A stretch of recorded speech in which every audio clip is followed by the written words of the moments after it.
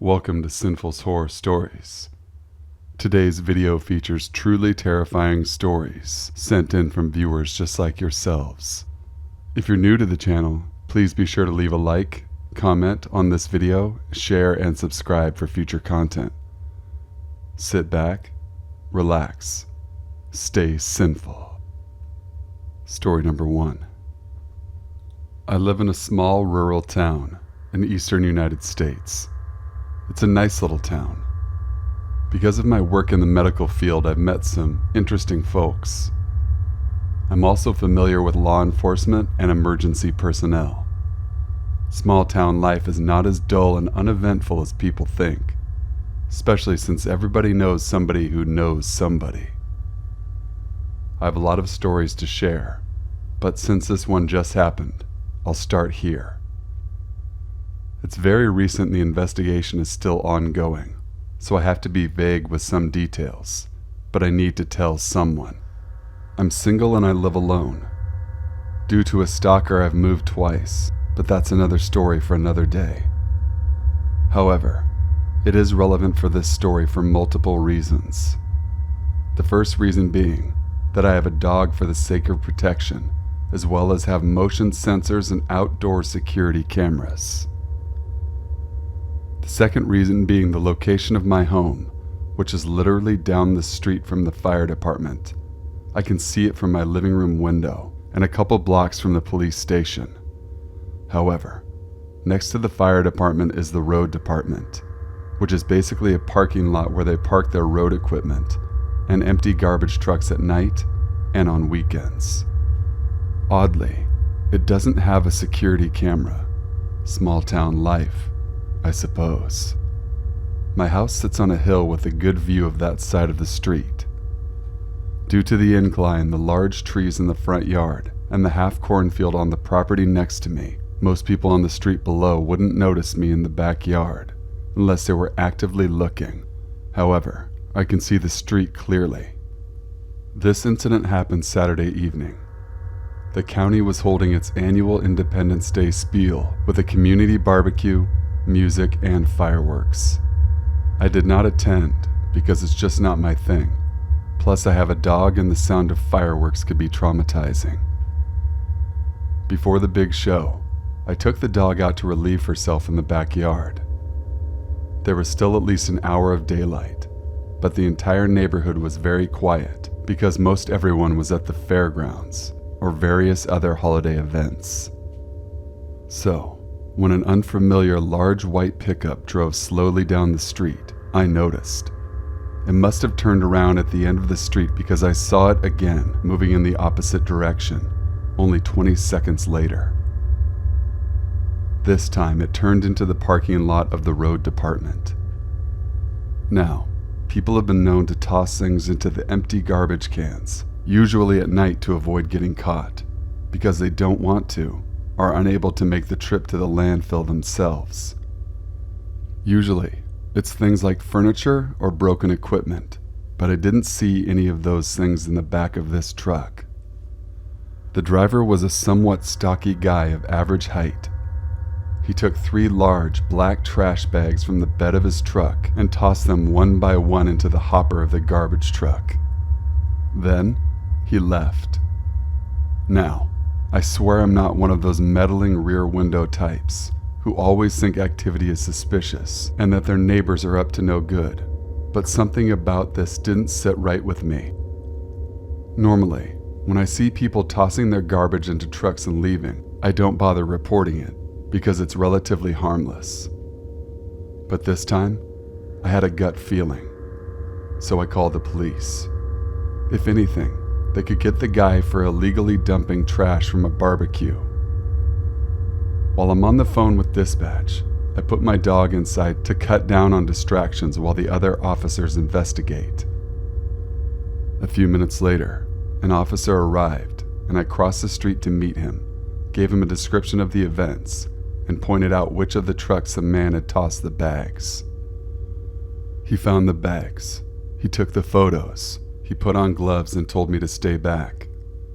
The bags were tied in a knot at the top, and it took him a minute to untie one because of the gloves and how tight the knot was, but eventually he got it open.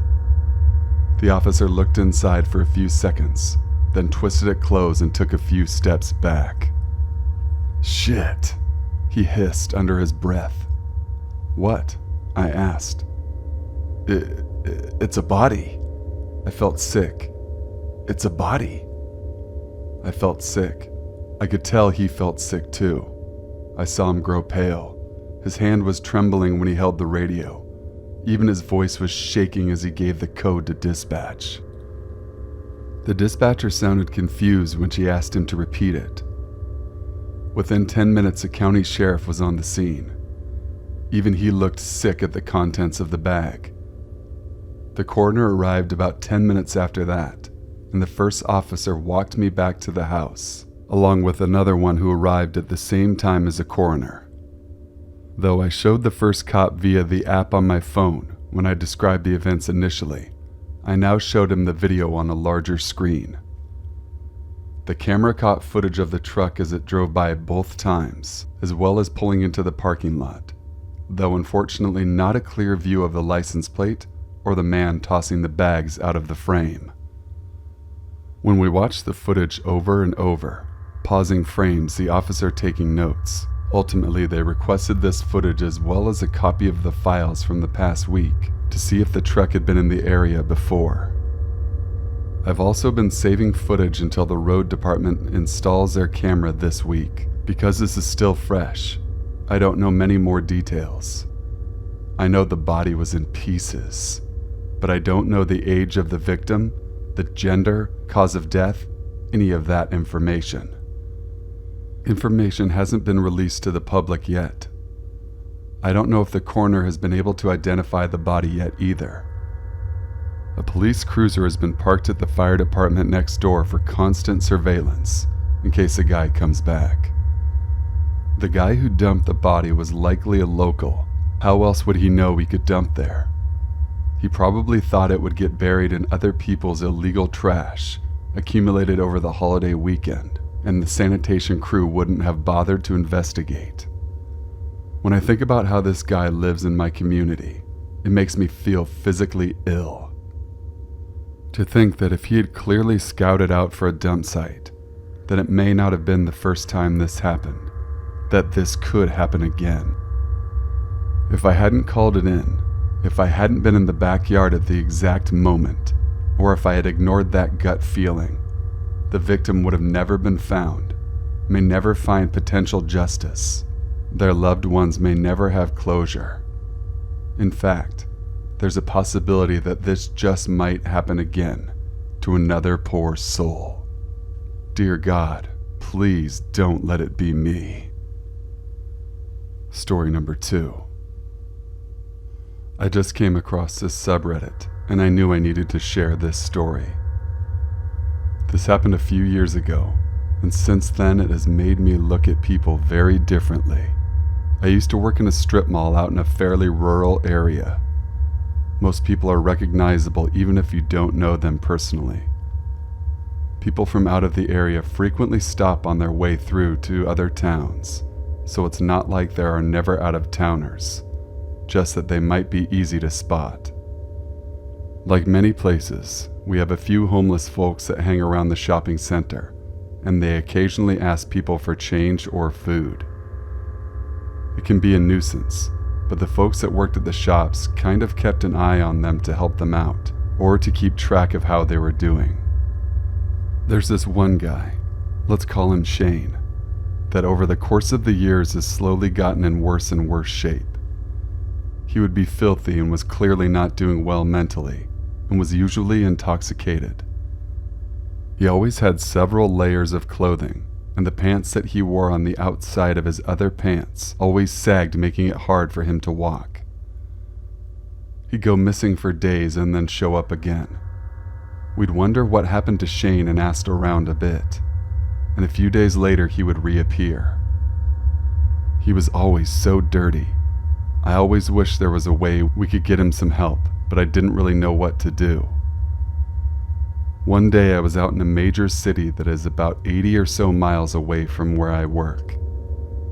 I happened to see a well-dressed, very well-groomed gentleman that looked exactly like Shane, but at that moment, I figured my eyes were deceiving me. This guy has an expensive-looking shoulder bag, a new iPhone, and an Apple Watch.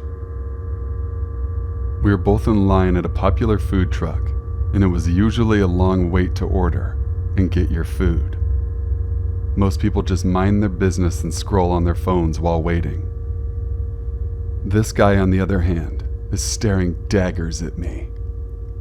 I keep avoiding looking that way, but I keep glancing to see if he's still there, and at the same time I want to look back at him because I'm so curious about how much he looks like Shane. I glance his way and I have to stumble back because he's practically right up against me. He has such intense eyes. He sort of whispers to me, but really intensely, tells me how he knows where I'm from and what shop I work at. He gets closer, and I can tell he smells good, and I could even smell his minty breath. I ask how he knows, and he just smiles. I ask again, and he smiles brighter, exposing a perfectly clean set of teeth, minus one tooth. I'm almost positive Shane is missing that exact tooth. I edge away, feeling more than a little uncomfortable. His order gets called up, but they say his name is James. The next few days I don't see Shane anywhere around the shopping center, and I ask around and no one had seen him for a few days. Someone says they hope he's okay. Another person shrugs and says they wish they could do something to help him. The next day, here he is, filthy as ever, grimy teeth, dirty fingernails, and wearing all his layers. He sits on the curb outside my shop, asks people for change. I decide to venture out and confront him. I'm 100% sure it's him, but I don't understand how he could get so filthy and smelly in such a short time. I ask him if he was in the city, and he looks at me through bloodshot eyes and mumbles that he'll kill me if I ever tell anyone. This takes me aback, and I look at him puzzled. He slurs again that he will kill me if I tell anyone that he's not actually homeless. He starts to get worked up, and I end up calling the police because I didn't know at that point what he was capable of. He wandered off, and I haven't seen him since. So Shane, let's not meet. Thank you guys for watching and listening. Please be sure to leave a like, comment, share, and subscribe for future content. Email your true scary stories to thesinfulsavant@gmail.com. If you email your story now, there's a great chance that you will be featured in this week's upcoming video. Until we meet again, stay sinful.